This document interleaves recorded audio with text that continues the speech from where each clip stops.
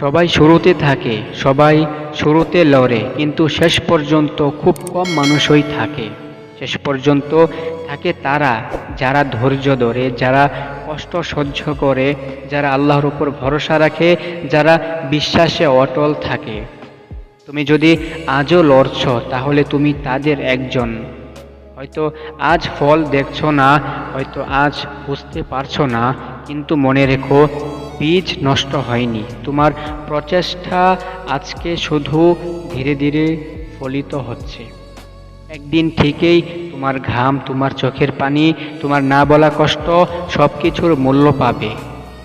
একদিন তুমি দাঁড়াবে, একদিন তুমি হাসবে, একদিন সবাই বলবে ভালোই হয়েছে, সে হাল ছাড়েনি।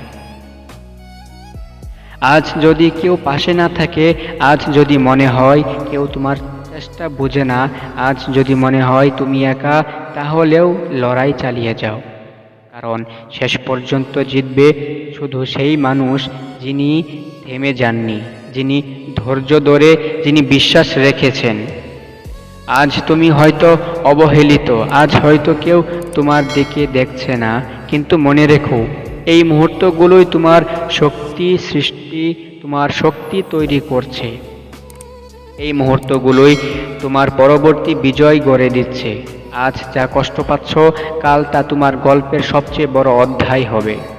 যে মানুষ শেষ পর্যন্ত থাকে, যিনি লড়াই ছাড়েনি, যিনি বিশ্বাস হারাননি, তিনি একদিন সবাইকে দেখাবেন যে মানুষ সত্যিকারের শক্তি ধরে রাখতে জানে। আজ তুমি নিজের উপর বিশ্বাস রাখো, আজ তুমি নিজের জন্য লড়ো, আজ তুমি নিজের জন্য কঠোর হও, তাহলেই তুমি হয়ে যাবে সেই মানুষ যার গল্প সবাই বলবে, যার নাম কোনো প্রেরণার প্রতীক হয়ে থাকবে।